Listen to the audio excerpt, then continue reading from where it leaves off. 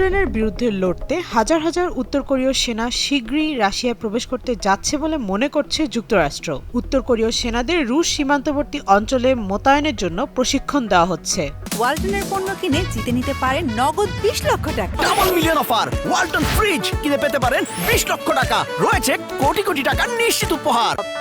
শনিবার পেন্টাগনের প্রধান Lloyd Austin ফরাসি বার্তা সংস্থা এএফপিকে জানিয়েছে, ইতোমধ্যে উত্তর কোরিয়ার প্রায় 10,000 সেনা তুরস্কের সীমান্তবর্তী এলাকায় অবস্থান করছে।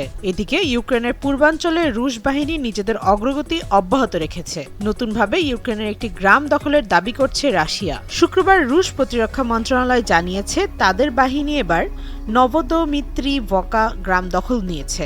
রুশ প্রতিরক্ষা মন্ত্রী আন্দ্রেই বেলোসভ ইউক্রেনের একটি কমান্ড পোস্ট পরিদর্শন করেছেন। যুদ্ধে সাহসিকতার জন্য সেখানে নিজ দেশে সেনাদের পদক তুলে দেন তিনি। অপরদিকে রাশিয়ার প্রেসিডেন্ট ভ্লাদিমির পুতিন বলেছেন, তাদের কাছে শক্তিশালী নতুন প্রযুক্তির হাইপারসনিক ক্ষেপণাস্ত্রের মজুত রয়েছে। 22 নভেম্বর টেলিভিশনে দেওয়া এক ভাষণে তিনি ক্ষেপণাস্ত্রটির আরও পরীক্ষা চালানোর প্রতিশ্রুতি দিয়েছেন। ইউক্রেনের নিপ্রো শহরে রাশিয়ার পক্ষ থেকে নতুন ব্যালিস্টিক মিসাইল নিক্ষেপের একদিন পরই এমন বক্তব্য দিলেন রুশ প্রেসিডেন্ট। ব্রিটিশ সংবাদ মাধ্যম বিবিসির এক খবরে বলা হয়, বৃহস্পতিবার ছোড়া ক্ষেপণাস্ত্রটির নাম ওরেশনিক।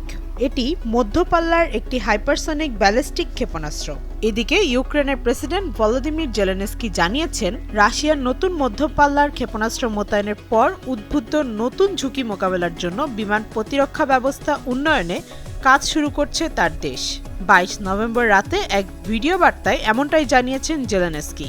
ব্রিটিশ বার্তা সংস্থা রয়টার্সের তথ্যানুযায়ী জেলেনস্কির মন্তব্য, অন্য একটি দেশে যুদ্ধের উদ্দেশ্যে নতুন অস্ত্র পরীক্ষা করা আন্তর্জাতিক অপরাধ।